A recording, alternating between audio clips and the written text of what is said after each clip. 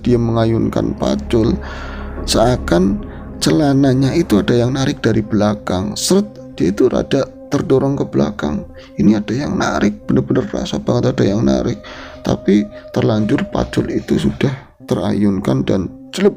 Ketika itu dia pacul itu masuk separohnya ke tanah, itu banyak teriakan yang dia itu dengar seperti teriakan anak-anak kecil yang memekik, seperti itu loh. Celup. Kaget luar biasa, tapi badannya langsung lemas, bener-bener lemas banget. Tapi tangannya nggak bisa lepas dari pacul. Ini yang narik saya dari belakang siapa? Nah, ketika dia angkat pacul tersebut, itu terasa berat sekali.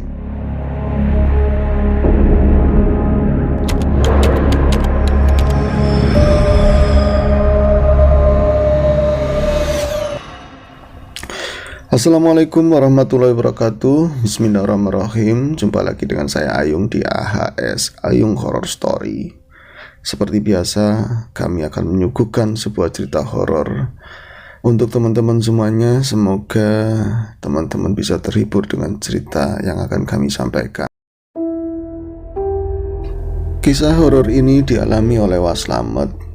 Waslamet itu orang Tegal, tetangga saya itu berapa rumah dari sini. Semalam kami ada undangan selamatan di tempat Wasalim, ya masih tetangga saya juga. Selamatan, kalau di sini nyebutnya selamatan, ada selamatan tahlilan, kirim doa untuk mendiang almarhumah, ngehauli lah, haul, ada haul, kecil-kecilan ya, paling seputar beberapa orang yang tinggal di wilayah sini. Alhamdulillah acaranya berlangsung hikmat, dan kalau dipikir-pikir, dilihat kiri kanan yang muda ya paling yang agak muda, maksudnya itu saya sama sepupu saya, yang lain udah tuir-tuir semua, udah usianya kebanyakan di atas 50 tahun, banyak yang udah aki-aki malah. Nah, itu wong namanya laki-laki ya, sama kayak perempuan, kalau sudah ngumpul ketemu ya ngobrol macem-macem. Ada urusan politik, ngobrol urusan pertanian, tentu dari sudut pandang mereka itu sah-sah saja. Kemudian karena bosan, entah siapa yang memulai, akhirnya obrolan itu beralih ke ranah horor. Wah, ini kan seru. Waduh, saya dibonusin, sebentar lagi saya dapat berkat, saya juga akan dibonusi cerita horor. Wes, akhirnya saya masang telinga baik-baik. Nah, dari beberapa cerita yang saling tumpang tindih, saling saut menyaut, namanya aki-aki ya, kadang-kadang ada yang linglung. Lucu. Nah, ini ada satu cerita yang benar-benar jelas, bahkan cerita tersebut bisa dibilang kalau dia itu masih muda, terus tidak takut kamera, mau diajak saya suruh cerita sendiri di sini. Namanya Waslamet, skematis banget dan runut sampai saya itu kami terbawa dalam cerita tersebut. Jadi saat itu 2 tahun yang lalu, Waslamet yang seorang buruh tani, seorang orang-orang di desa kami ya, kadang kalau misalnya nggak ada garapan sawah, mereka juga nyari tambahan, nyari rezeki ya dari nguli macul, kadang-kadang ya ngarit atau yang lain. Saat itu Waslamet merasa badannya nggak enak karena ya mungkin terlalu banyak ngerokok. Dia perokok berat, terus batuk-batuk, rodo pilek juga, males, hawanya males. Nah, duduk sore hari ya menjelang maghrib di depan rumah, istrinya lagi di dalam, lagi isuh-isuh lah, lagi bersih-bersih. Kedatangan seorang teman sejawat satu lettingan yang biasa macul di sawah. Assalamualaikum. Waalaikumsalam. Ahmad, lagi apa? Kok kayak gitu dipegangin dadanya, kenapa? Nyesek, batuk. Jangan banyakkan ngerokok makanya. Rokoknya saya nggak banyak, tapi kalau misalnya sudah habis ya, kalau masih ada saya nyambung. Ngerokok terus ya kayak gitu. Nah, kalau saya nggak ngerokok itu pusing. Orang cerdas katanya, kalau nggak ngerokok itu nggak cerdas. Mau cerdas ya buat apa? Udah nggak sekolah, udah nggak apa ya. Ya lucu lah orangnya. Ini saya datang ke sini ya, pertama itu saya namanya saudara ya mau lihat sampean, nggak pernah kelihatan di sawah sudah mau seminggu. Iya saya meriang, makanya saya nggak ke sawah. Batuk-batuk seperti itu ya. Alah, ekrek begitu, udah batuk begitu. Masih lama enggak ya? Masih lama, ngomong sih bener, ngomong yang bener. Ya bercandanya bapak-bapak ya. Enggak, ini saya ada perintah dari Desa Sidakaton. Itu juragan nyari orang buat macul. Macul? Iya buat macul. Kapan? Besok pagi. Lah ya besok pagi ya besok aja, nanti tinggal saya samperin. Udah, masalah ini jauh, bukan di daerah kita. Lah jauh di mana? Kata Slamet kan. Kita bakalan ada garapan itu disuruh macul di daerah Tegal Wetan sana, batasan sama Pemalang. Aduh teman, kok jauh banget. Lah ya rezeki kadang-kadang dekat, kadang-kadang jauh. Kalau misalnya jauh ya mungkin upahnya dilebihin buat ya beli bensin, buat beli sarapan. Iya ya. Lah tapi mendengar itu bukannya gembira, Wah Slamet itu males karena apa ya, badannya ndak enak itu. Ya, itu yang datang namanya Salim. Ya Lim. Ya mereka umuran sekitar 70-an, 65 tahun. Lim. Tuh ya jauh, bukan saya nggak mau, tapi wong negara itu, kalau desa nyebutnya negara itu sih walau jauh banget kayak gitu, saya kesananya pakai apa? Sepeda ya nggak mungkin loh. Ya nanti diboncengin sama saya pakai motor. Di sini kita akan berenam. Nuri juga ikut. Ya tapi saya ini belum selesai ngomong, dari belakang itu istrinya ngomong, halah kakan alasan temen, halah kebanyakan alasan. Wong dari kemarin ngeresula, dari kemarin ngerutu, katanya kayak gini, nganggur terus, gak ada yang ngajakin kerja, pada kerja sendiri-sendiri, giliran sudah diajak kerja kayak gitu. Lah sampai entah, wong dasare sungkanan, sampean emang dasare males. Nah itu, loh ya saya belum ngomong udah dihajar lagi sama istrinya lagi. Wis pokoknya diambil, mau rezeki kok ditolak. Sampean sih mau rokok-rokokan terus kayak gitu, mana batuk, bengek, macam-macam lah ya. Pada ketawa kan. Ya si Salimnya juga ketawa. Ya melu apa ora, ikut apa enggak? Nggak bisa mengelak. Ya wis melu.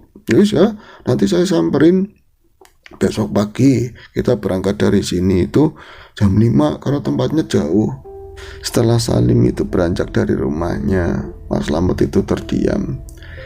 Pikirannya itu menerawang, mengukur jarak dari rumahnya sampai ke lokasi yang berpuluh-puluh kilometer ke sana. Badan saya lagi nggak enak, males banget rasanya. Terus nggak nyaman, ada rasa khawatir yang entah saya kok dapat pekerjaan itu ndak lumrah. Wong deket-deket aja kayak keadaannya seperti ini, rada malas apalagi jauh begitu ya. Tapi tadi udah mengiyakan. Alah, istri saya begitu lagi. Ya kadang-kadang kan ada begitu ya. Ini nggak semuanya, cuman sebagian besar begitu. Kita itu laki-laki di depan kawan-kawan hebat, rumangsane pinter luar biasa. Bisa tudang-tuding, bisa merintah ini, memberikan tausiah, memberikan arahan pada generasi muda, pada orang lain, giliran di rumah, sama istrinya nggak ada apa-apanya. Pak, disui piringnya, imu telat mana saiki sekarang, nurut isu piring, banyak yang seperti itu. Kita nggak usah membocorkan itu semuanya ya. Nyatanya, ya ras terkuat di muka bumi ini ya kita tahu sendiri. Lanjut ke cerita ya.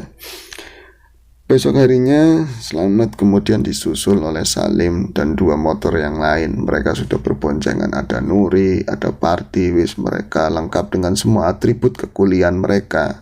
Ada macul, ada ember, bawa nasi bekal di tas jinjingan itu dicangkol-cangkolin di motor. Ayo yuk, makot. Ini udah nanti kesiangan. Ya itu Slamet ngomong sama istrinya. Lah istrinya keluar dari rumah itu, kita gawa, ini nasinya dibawa, wong tadi belum sempat sarapan. Loh ya salah apanya, nanti di jalan aja. Akhirnya mereka itu berangkat. Itu sekitar jam 5 lebih lah ya. Berangkat bertiga, maksudnya 3 motor berarti berenam. Nah kemudian setelah di persimpangan sana ya, di bagian agak kota lah, ketemu sama peserta kuli yang lain dan semua jumlahnya itu 12 orang. Berangkat ke Tegal Wetan sana di perbatasan Pemalang. Saya lupa semalam itu nyebut nama desanya apa.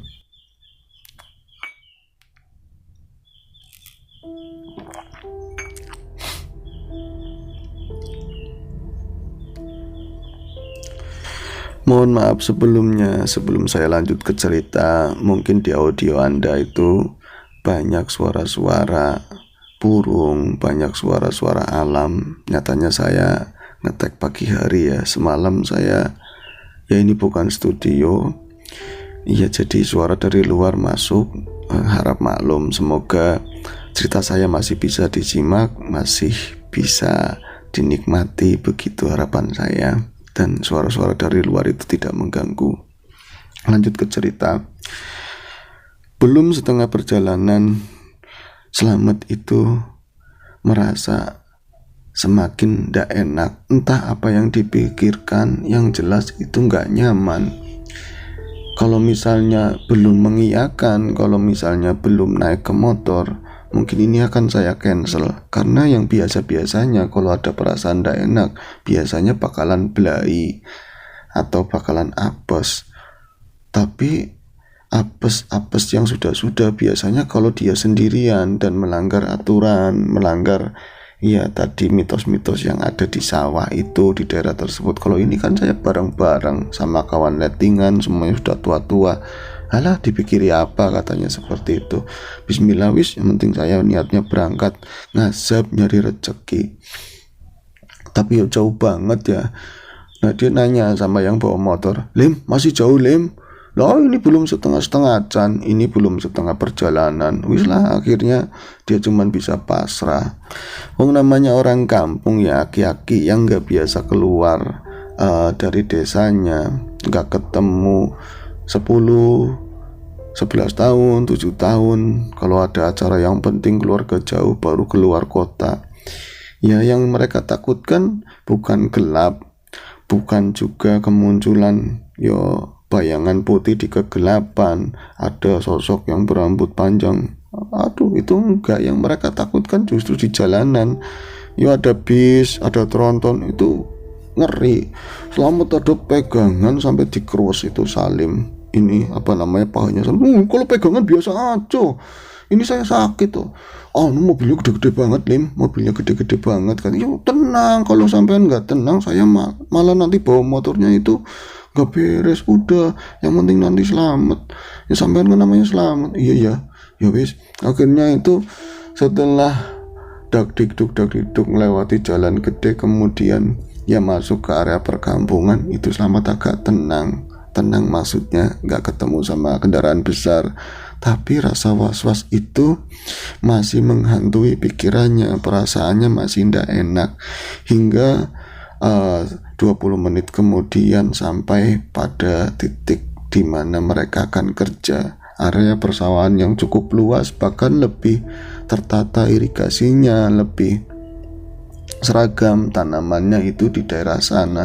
Saya lupa ya namanya apa itu semalam, karena memang banyak yang nimpali cerita itu, jadi nama desanya saya lupa. Sampai di lokasi ternyata mereka sudah ditunggu. Ada seorang bapak, itu bernama Badri ya. Badri sudah menunggu di sana bersama seorang anak muda, itu katanya putranya. Lama sekali sudah ditungguin baru nyampe sini. Ya sudah pada sarapan. Ternyata udah disediain nasi bungkus, ada kopi, ada wedangan. Lah ngerti kayak gini kita nggak bawa sarapan. Ya saya mau ngasih pekerjaan ya nalar, saya bakalan ngasih ini sarapan. Akhirnya sini pada duduk semua di situ. Itu mereka sarapan pagi, medang, ngerokok di sana sambil ngobrol-ngobrol, ditunjukin sawah yang bakalan mereka garap. Ya Dipikir Slamet, sawah yang bakal digarap ini, yang dekatnya mereka duduk itu ternyata di sebelah pojok. Itu modelnya yang menurut Slamet agak aneh dalam pandangannya. Karena apa? Umumnya kalau area persawahan ya persegi, sudut-sudutnya nyiku begitu ya. Kalau ini ada yang menjorok ke dalam, jadi yang kelihatan lahan yang bakal digarap itu kalingan kebon, kalang kebon, cuman ujungnya yang pojok itu yang nampak. Oh berarti itu yang di pojok sana? Iya di pojok sana. Oh iya, kenapa Mat? Ya nggak apa-apa, ya udah sarapan, dimakan itu nasinya, dimakan nasinya. Nah sembari mereka ngobrol-ngobrol, ketawa-tawa, bapak-bapak semua kan ya, Slamet itu menyisir, pandangannya itu melihat tadi lokasi sawah yang bakalan digarap. Nah itu tanpa sadar dia ngucap begitu aja ya. Itu sih siapa ya perempuan? Kok ada perempuan yang ngeliatin ke sini? Watunan ngomongnya. Kok ada watunan yang ngeliatin ke sini? Siapa ya? Aman Badri, itu siapa kok ngeliatin ke sini? Ya mereka semua bingung, mereka itu nggak ada satupun yang lihat ada perempuan di sana. Nanti mana ada perempuan? Oh pikirannya perempuan terus. Oh kae lagi ngeliatin ke sini, itu lagi ngeliat ke sini. Nah itu perempuan yang ngeliatin ke sini kok. Ya mereka tidak ada yang lihat sama sekali, malah ngomong, pagi-pagi ngomongin perempuan mana, udah diwerin. Nah salah satu orang itu ngomong, Kang, kalau di sini ngomong jangan sembarangan, Kang. Di sini tuh ya rada wingit lah. Ya wingit gimana? Saya yang lihatnya itu kok perempuan kesini. Kemana itu ya? Totonya nggak ada. Padahal tadi itu masih ngobrol, masih ngeliatin ke sana ya, kayak mengedipkan mata itu. Terus setelah itu nggak ada. Bingung sendiri, apa jangan-jangan saya yang lagi banyak pikiran? Apa jangan-jangan di rumah lagi nggak kurang harmonis atau apa lah ya. Tapi alhamdulillah nggak dipikirin. Akhirnya setelah sarapan selesai, mereka pun mulai bekerja. Dari beberapa orang itu akhirnya dibagi menjadi 2 petak sawah, jadi 6 orang. Kemudian mereka itu membuat parit dengan alat yang mereka bawa, ada pancong, ada pacul. Itu mulai bekerjalah mereka di jam 6:30 pagi. Slamet pun mengayunkan paculnya, berusaha membuang semua pikiran-pikiran was-was, pikiran-pikiran jelek yang ada, dan membuang juga ingatannya tadi terhadap sosok perempuan yang melihatnya. Dan dia baru menyadari ternyata tempat yang dia pacul itu persis banget ada di area di mana perempuan itu berdiri. Ya meskipun tubuhnya mulai berkeringat dan matahari mulai terasa menghangat, tetap saja dia merasa ini aneh. Saya rasanya merinding di tempat ini tuh aneh. Kayak ada banyak orang yang memperhatikannya, memperhatikan mereka bekerja. Kayak banyak orang yang tidak suka dengan apa yang mereka lakukan. Lah ini muka-muka cepat selesai, bayarannya nggak nunggak, terus langsung pulang. Aduh, aku makin nggak enak. Beliau tetap mengayunkan paculnya. Beberapa orang sembari bekerja, sembari bercanda, ngomongin masalah ini, masalah itu, masalah keluarga, wis banyak hal lah. Tapi Slamet itu lebih banyak diam. Mat, menang bae Mat, diam saja Mat, biasanya kamu itu rame. Loh mau ngomong apa, wong di mulut saya nyumpel rokok. Itu hebatnya begitu kalau orang dulu macul, tapi rokok itu ndak lepas, bahkan latek apa ya, ujungnya itu yang sudah kebakar kadang ndak jatuh. Padahal ayunan paculnya itu hebat banget, tapi ndak jatuh. Itu udah biasa ya. Nah katanya nambah konsentrasi sembari ngerokok sembari macul. Nah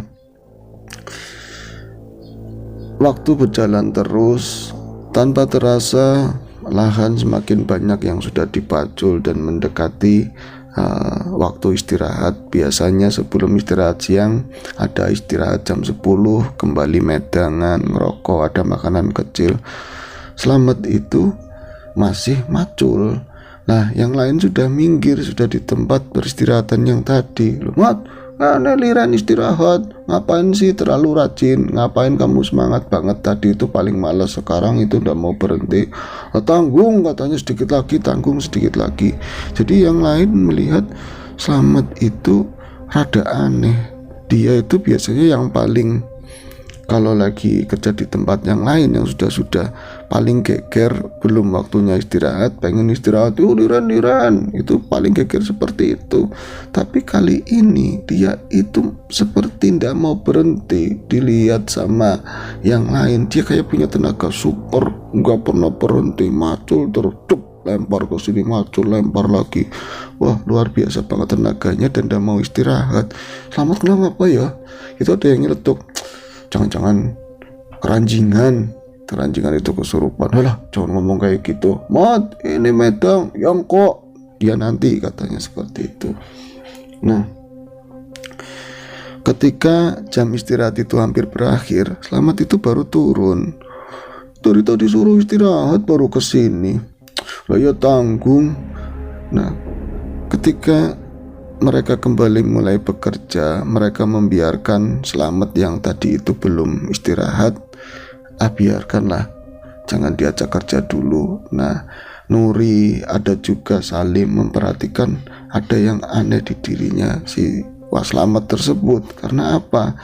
Yang mereka perhatikan sembari macul kalau nengok ke samping, ke tempat dimana Slamet istirahat, dia itu kayak ndak medang sama sekali, bahkan nggak ngerokok, dia cuma ngelamun ke arah kebun seperti ini. Terus kayak pikirannya nerawang. Itu ya Nuri ngomong ke Salim, ini menang apa? Itu orang kenapa? Gak tahu, aneh ya. Ya wis, kita ini cepet-cepet biar nanti beduk bisa selesai. Wong sudah mulai panas di sini, itu tanahnya lebih liat daripada tanah di tempat kita. Yuk. Akhirnya mereka ndak memperhatikan Slamet. Nah, beberapa menit kemudian tak terasa mereka itu melihat ke arah garapan Slamet, area yang dipaculi Slamet sudah mulai maju lagi di sana, tanpa bicara, tanpa ngomong, tanpa ada guyon-guyon seperti biasa. Dan suasana itu bikin mereka nggak nyaman tentu. Kadang-kadang kan apa kita punya salah sama Slamet, atau dia lagi ada masalah keluarga, ya pengen ngerti, tapi ini juga lagi kerja, biarinlah, terserah. Slamet sendiri merasakan sesuatu yang aneh. Dia itu merasa, saya punya kekuatan untuk macul, tapi saya rasanya seperti mengambang. Jadi las-los, serang-serong, rasanya kayak orang baru dibius terus ini mau sadar gimana sih. Ada juga rasa kayak mau pingsan. Dia kan pernah ada. Slamet sendiri merasa ada yang aneh. Ini saya kok didera perasaan takut, saya itu merasa was-was, semakin kesini semakin was-was, tapi kok tangan seperti nggak mau berhenti untuk macul. Ketika saya sudah pegang macul, pengennya diayun terus, ya lelah juga nggak ada. Beberapa saat kemudian Slamet mendengar ada seseorang yang memanggil namanya, Mat. Ada yang manggil saya, itu suara perempuan. Kemudian dia nengok ke arah kiri. Di arah kiri itu dia melihat di tengah kebun itu, ya kebunnya agak bersih, mungkin kebun yang terawat. Itu ada perempuan yang tadi pertama dia lihat. Itu perempuan tadi senyum ke arah dia. Tapi kenapa kenal sama saya? Saya kan bukan orang sini, ini jauh dari tempat saya kemana-mana, kok kenal saya? Itu masih muda, mungkin usianya 28 tahun. Pakai baju kayak orang dulu, pakai baju kebaya, ya kebaya biasa, terus bawahnya jari, ndak pakai sendal. Itu senyum ke dia. Wong ayu temen, orang kok cantik banget ya. Melihat itu terkadang Slamet berhenti dan dia berpikir, apa jangan-jangan saya salah lihat. Pas nengok lagi, ya masih ada perempuan itu. Nah, di detik berikutnya entah ini benar atau enggak, salah lihat atau enggak, rasanya perempuan itu tiba-tiba sudah ada di galengan atau di, ya tadi ya yang buat jalan pematang sawah itu, di sampingnya, udah deket banget. Aromanya itu benar-benar wangi, aromanya itu wangi banget, entah wangi aroman bunga apa, yang jelas itu dia udah deket banget. Dan yang tadi itu melihat cantiknya perempuan itu dari jauh, ya ada perasaan, yang namanya laki-laki cantik banget ya ada perasaan nafsu. Tapi ketika sudah dekat, perasaan nafsu itu hilang. Yang ada itu semacam perasaan takut, perasaan ini, ada semacam karisma yang luar biasa di perempuan tersebut. Perempuan yang ada di dekatnya itu membuat Slamet itu berhenti. Pacul itu diletakkan, dia itu berdiri dan tangannya itu langsung ke depan seperti orang yang lagi dimarahi. Terus Slamet ngomong, "Sampean siapa? Kamu ndak perlu tahu saya siapa. Kamu hati-hati di sini. Kamu hati-hati di sini. Kalau bisa sudah jangan diteruskan. Itu di depan ada rumah saudara kami. Sudah berhenti. Itu dia cuma mengangguk, seakan-akan mengiyakan, dan blas perempuan itu tahu-tahu hilang. Wanginya pun ikut hilang. Nah, Slamet terkesiap lagi. Aku edan apa ya? Kok tadi aku ngeliat perempuan di kebun sana, tahu-tahu tadi dekat di samping saya ngomongin suruh berhenti. Pikiran saya aja, cuman ini paling kebanyakan ngelamun, kebanyakan nganggur kemarin, apa jangan-jangan nontonin film yang banyak orang cantiknya. Alhamdulillah diterusin, dia mulai macul. Dan saat itu seperti rasanya itu seperti dia macul sendiri, kawan-kawan itu nggak diperdulikan sama sekali, bahkan nggak nengok ke arah kawan-kawan yang lain, kan dia itu paling pinggir. Itu rasanya seperti macul kayak di daerah sendiri di dekat rumah, bukan di daerah yang jauh di Tegal Wetan sana.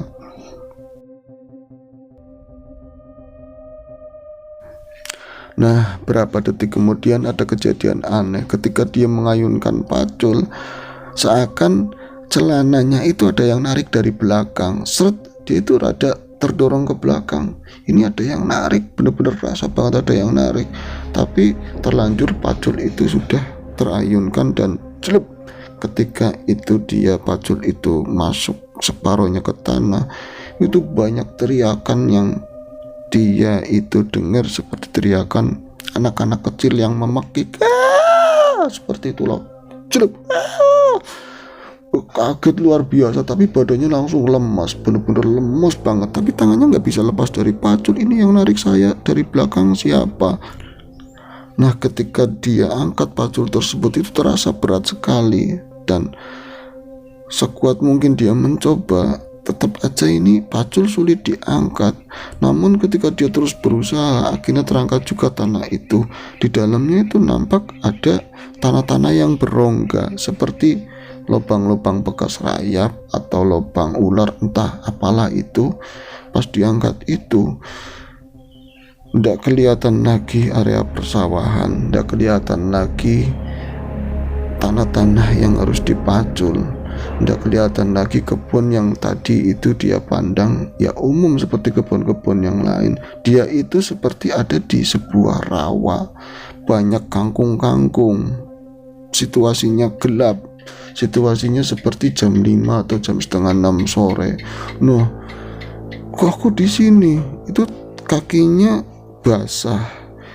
Ya mungkin ada sebatas di bawah betis, itu masuk ke lumpur. Mau diangkat aja sulit. Kok aku di sini? Ini di mana?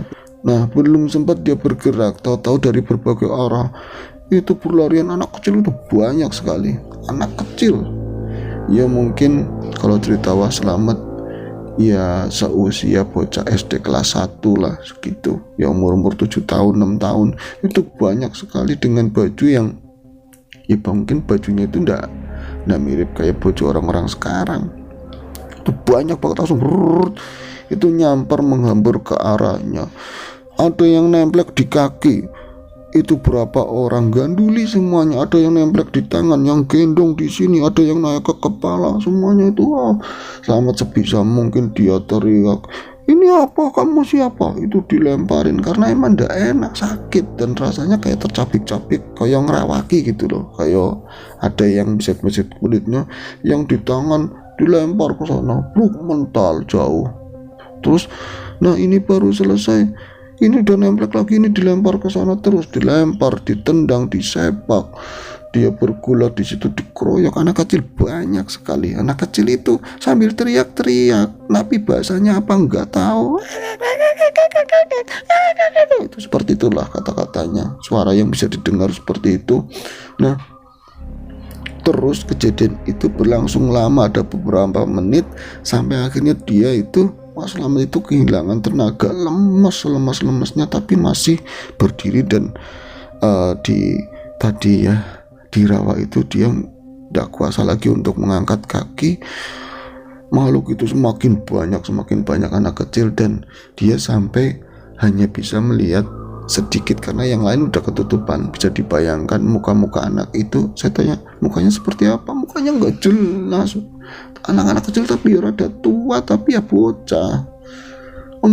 Saya nggak begitu ingat, yang jelas udah ketakutan, udah lemas, tapi dalam pandangan mata saya yang cuman ya ketutupan anak-anak kecil itu yang saking banyak itu, saya melihat ada perempuan itu ngomong, di tempat kita itu perempuan semua, udah jangan dibawa, udah lepaskan.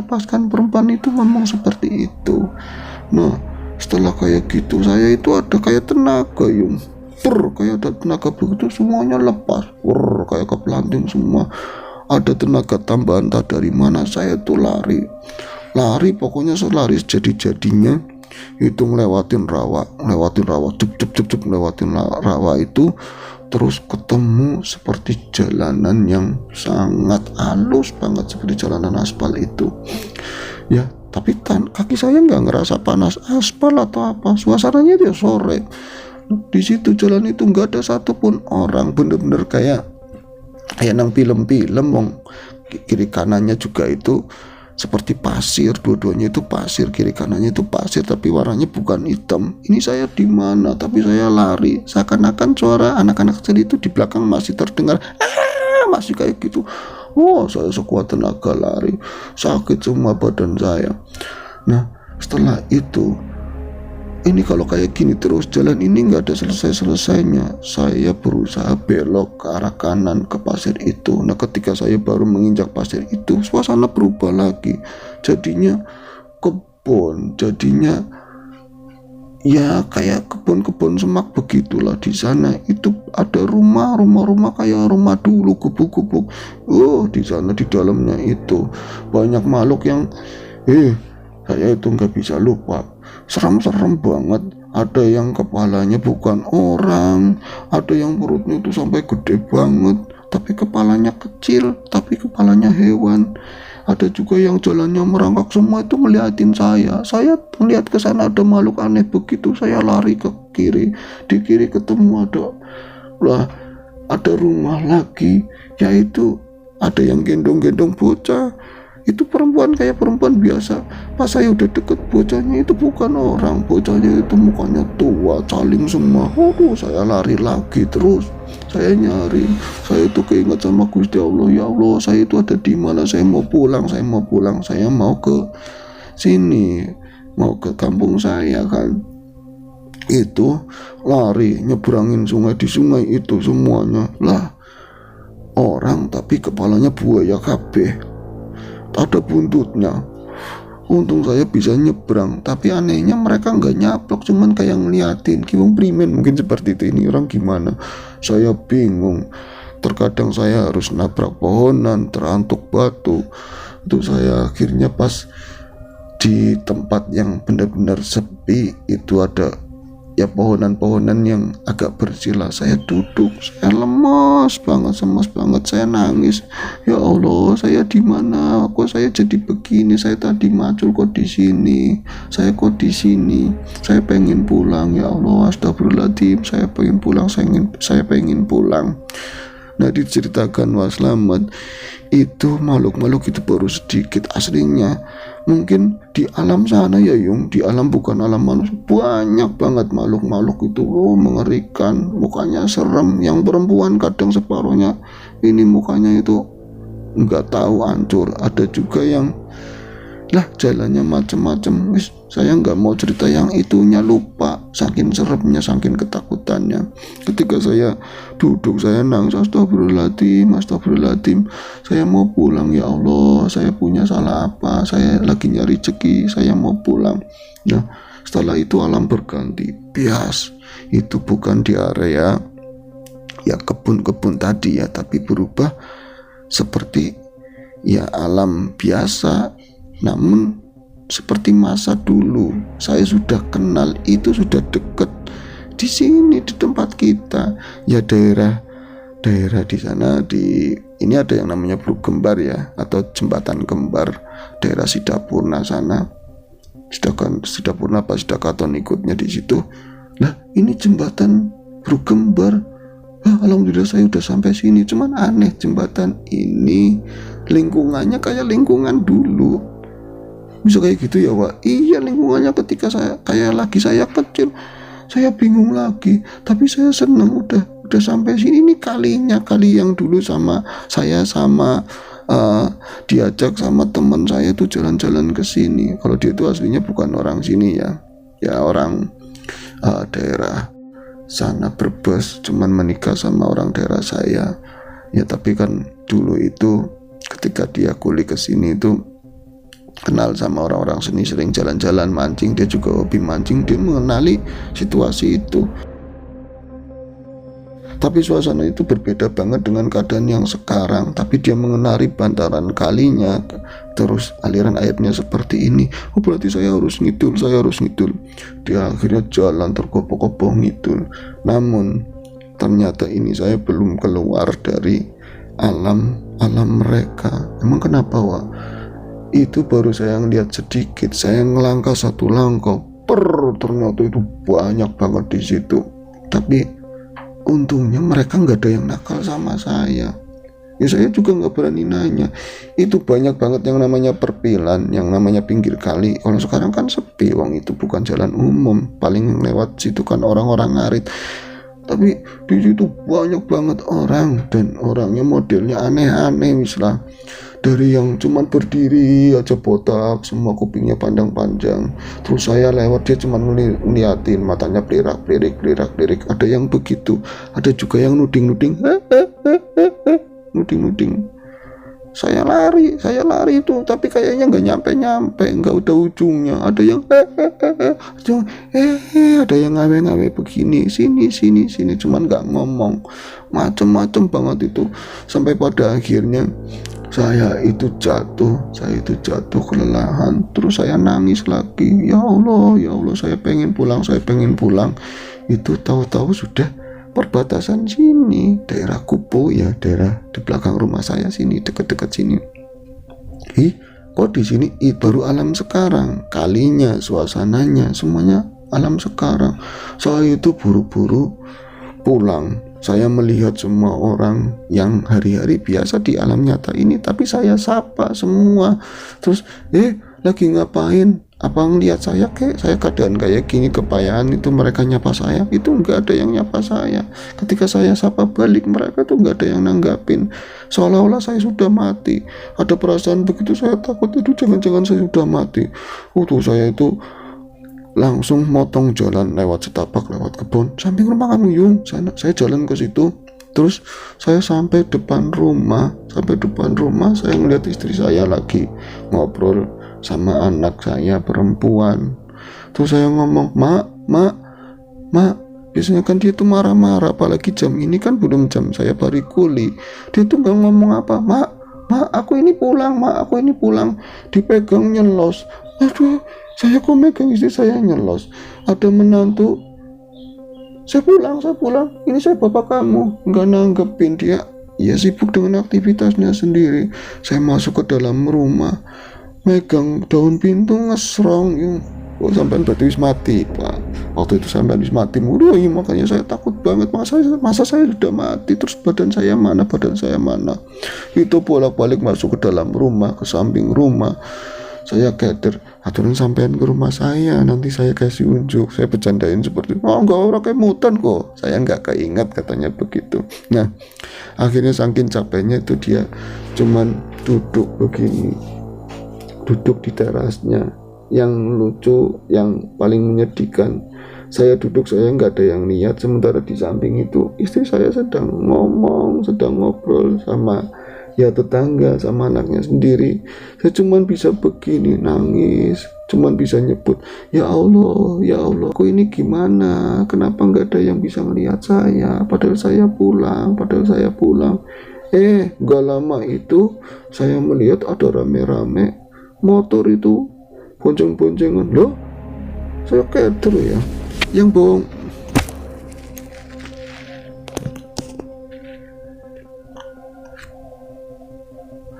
Terus dalam keputusasaan saya melihat ada motor itu datang. Itu berapa motor ya, cuman 2 motor. Salim itu boncengin siapa? Saya kata lah, yang diboncengin itu saya di belakang. Saya itu bonceng, ya saya lihat badan saya sendiri, nggak pingsan tapi masih ya pegangan nyampir begitu kan. Itu sampai di jembatan itu kan ada nyebrang jalan ya, rumahnya itu kan nyebrang kali kecil. Tolongi ini suaminya. Ya, selamat itu kelengar, selamat itu kesurupan, selamat kelengar. Wah, gempar itu orang-orang pada menggempur ke sana. Saya dipedang-pedang, saya itu dibawa masuk ke rumah, dibersihin kakinya. Wah, lama-lama banyak orang di situ. Ada ngumpul tetangga-tetangga, saudara-saudara, ada yang baca Yasin, ada yang, waduh, di situ saya benar-benar, saya di sini, kenapa di Yasinin, kenapa saya nggak bisa masuk ke sana? Apa saya sudah mati, saya pegang satu-satu orang, nggak bisa. Benar-benar saat itu saya sudah putus asa, semuanya putus asa, nggak tahu saya udah diyasinin kayak apa coba rasanya. Udah diyasinin, anak-anak sudah pada nangis, tetangga pada datang. Ya, saya lihat ada beberapa orang yang ngomong, ini mesti kesambet, ini mesti dibawa ke alam sana, belum pulang. Akhirnya saya nggak tahu, saya tiba-tiba karena melihat kondisi saya seperti itu, saya seperti merem begini, dan tiba-tiba di alam sana saya cuma ada di area yang tidak ada batas, gelap, semuanya itu gelap. Bahkan saya nggak bisa menemukan jari-jari saya, nggak bisa melihat kaki saya, benar-benar saya ada di situ tapi saya nggak bisa melihat badan saya. Sampai akhirnya saya mendengar nama saya disebut, selamat balik,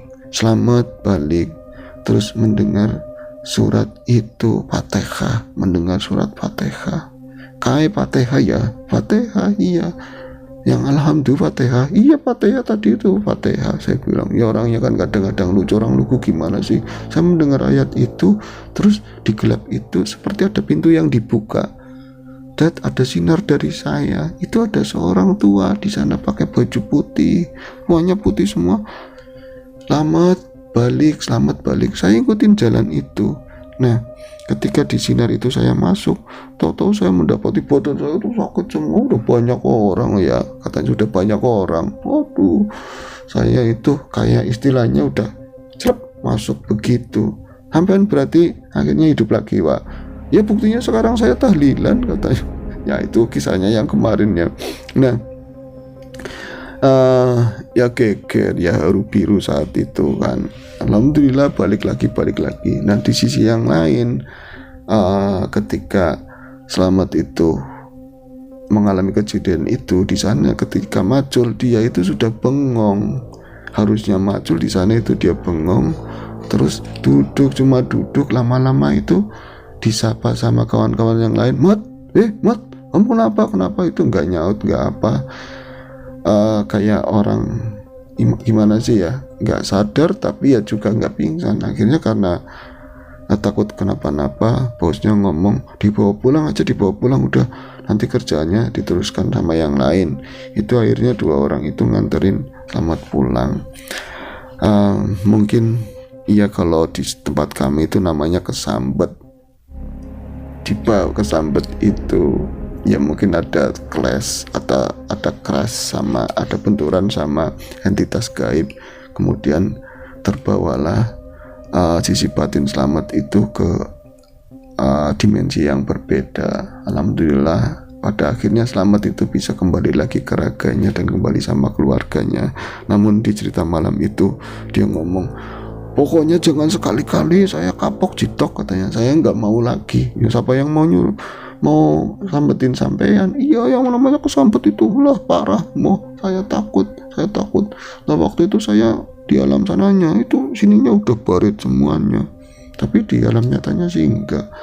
Wis ceritanya selesai Pak. Wis katanya begitu ya, namanya orang Tegal ngomongnya begitu ya. Itu kisah yang saya dapat semalam. Semoga kisah ini menghibur.